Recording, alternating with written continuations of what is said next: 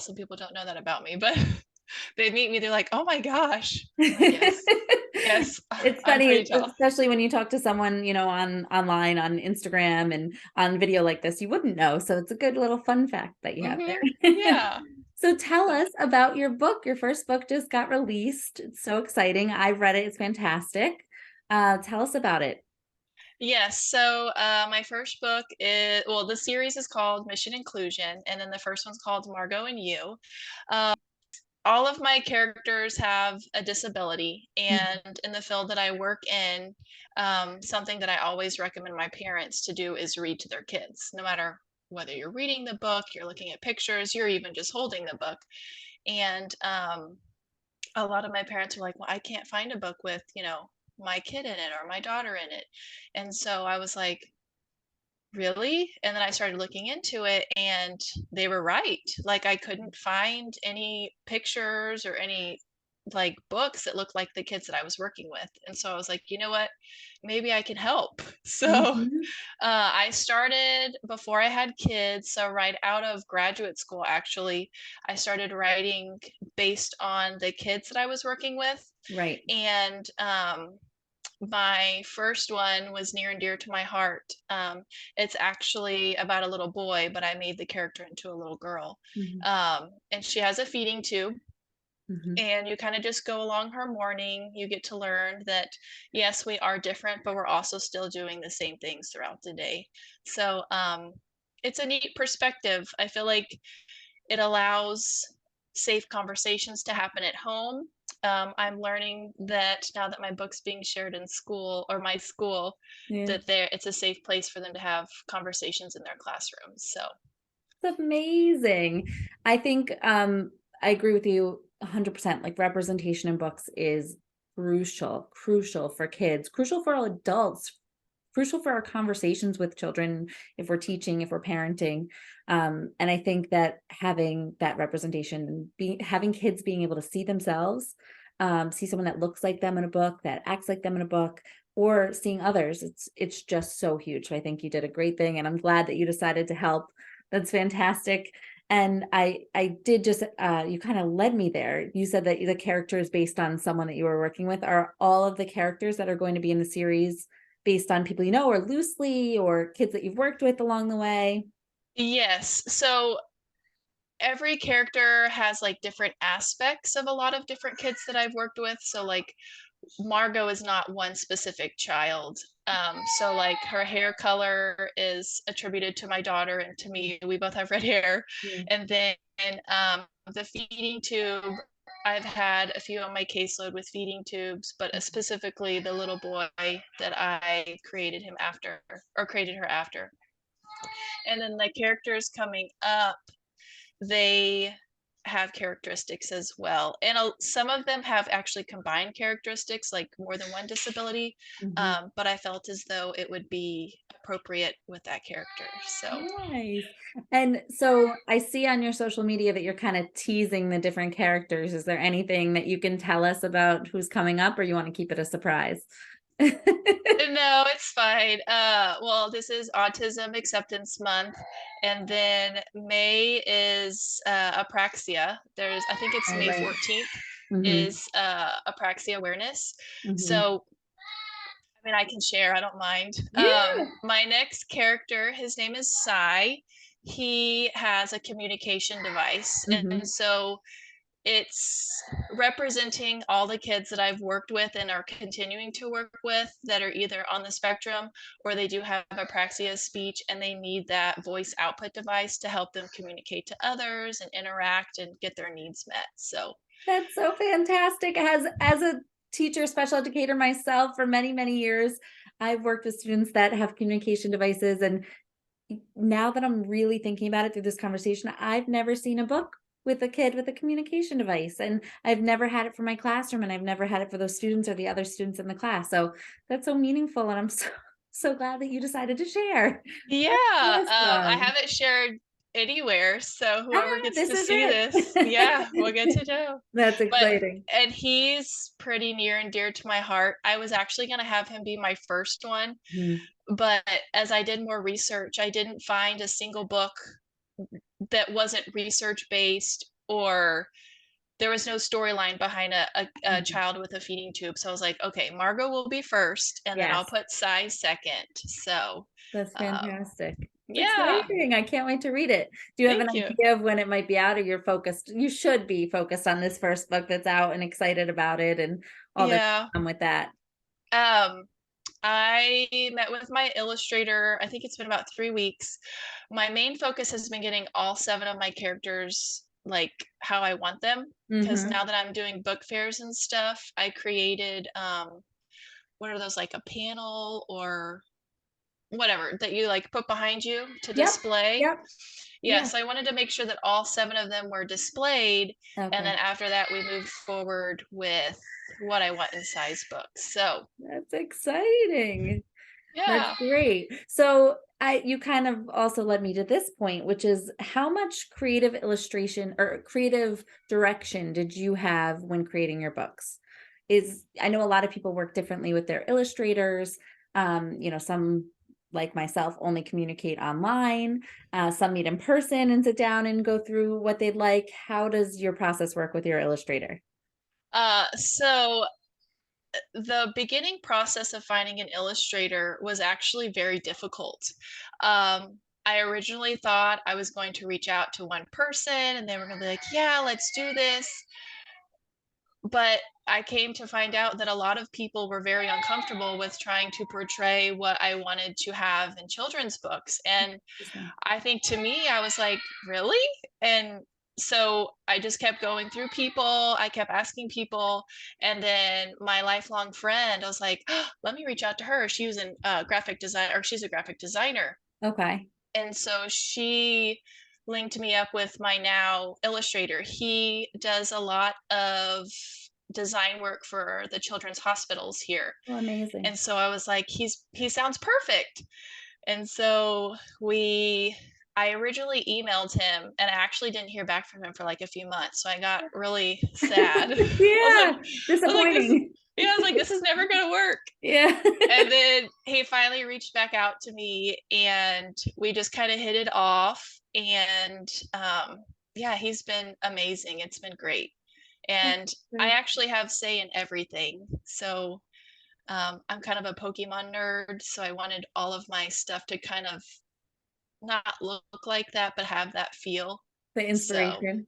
yeah, No, that's fantastic. I could see that now that you're saying that. yeah, like their faces and their eyes, especially once I release, or well, you've seen the ones in the back, but Yes, yeah, the eyes, their face structure, and so yeah, that's exciting. I'm so glad it worked out. And I bet you were feeling a little nervous when you hadn't heard back for a while. Like, okay, I guess this isn't happening. But yeah, people are busy and they're working on different projects and yeah. all of that. What has been your favorite part about working on well, not even like we could start with this. The writing process, and then seeing from the writing process to seeing this turned into a physical book, I know covers so many different bases. What has been your favorite part about that? I think just realizing that what I dreamt about like so many years ago, and even the conversations that I've had with Mhm. parents now is almost surreal that I can like pick up my book and like, here it is, you know? Yeah. So, like, it almost brings tears to my eyes because I think Yeah, about those kids and I think about what my books portray for those families. And now it's even more amazing because the characters that I wanted to be represented are now in those families' homes. that's so cool. And yeah, so, and then I wrote them for children with disabilities for them to appreciate, to see them in a book. But I'm also seeing that the families are using them with everyone and it's opening their eyes to their siblings and to their cousins, their nieces, their nephews. Like It's it's like, huge. whoa. The impact is huge. And the fact that you mentioned before that it's being shared in classrooms, that is just going to explode. I mean, think about how many children have likely already read your book and it's just recently out. Like there's no end. One of my favorite parts about writing is that like this is here forever. Like our books are there now. They exist, they're out there and they get shared and they get sent to people. And, it's such an important topic that you're working on. And I think it's just gonna keep going and be like a snowball effect. So I'm so excited about that. I wish I had Thank that you. when I was teaching. Oh, I know I have teachers who, well, I've actually, three of the adults that read it, they were like, man, I needed this when I was younger. And it's like, man, if Mhm. only. But now it's like, now we have this era where everyone's working on inclusion Right, and we want to support. And so to see that to be a huge factor now with everyone, it's like, right. maybe this will all be huge. All of us will be so huge. Yeah, that'd be so great. And these are all like the positive aspects of it. I know it's writing and the process and getting a book published into people's hands can be a tricky situation also. Have there been any surprises for you along the way? Or difficult things or bumps in the road or things you Yeah, wish didn't happen? I would say, I mean, before this process started, I was like, okay, I can write something, it's going to have to be edited. Like, Right. I understood that process, but it's like, like it really has to be edited, like Yeah. red marked and crossed out and Yeah. 4 or 5 proofs and making sure what you're saying is being portrayed correctly. Mm. And then making sure what you wrote matches your illustrations. The Probably the most challenging part for me was the 2 kitchen scenes that I have in Mhm. Margo and You, because I wanted to make sure that I portrayed not only like mom helping her, but also the time where she was by herself. Um, you Yep. know, and so that both of those scenes were redrawn probably over 2 months. I was like, oh Wow. my gosh, I'm never going to get this. Like, it Yeah. doesn't look right. Right. And then he finally sent me the last proofs, and I was like, this is it. Like, Yeah. we did it. Yeah, So, and that hard work paying off there. I mean, it's easy too to just be like, "Well, I don't wanna go back too many times, and I don't wanna correct too much, and I don't," especially with an illustrator that you're working with for the first time, I think is tricky because you don't quite know each other's working styles yet. So, yeah. at least that's what I found in my experience, but I think that you did the right thing and you knew what needed to be done, and it came out great, and the best part is that, like, you're happy with it. You're not looking back and you're thinking, this should have looked like this. You really took the time to do it, and that's awesome. Yeah, I really wanted it to be out before Christmas, but looking back where I was at Thanksgiving, there was no way. Like what I it know looked what like you before Christmas and what it looks now, it's like, okay, I'm so thankful I waited. Yeah, that's the best. And the good thing is it's always a good time for a good book. Hmm. So through this kind of author journey, is there anything you're like hoping to get out of this experience? Are you it seems like, of course, giving kids the opportunity to see themselves in books and others to see them in books is like the main thing. Have you given a lot of thought to sales, or was this like fulfilling a lifetime dream, or is it really the spreading awareness aspect? It is the spreading awareness aspect of it, but it's also a launching pad for a lot of other dreams that I have.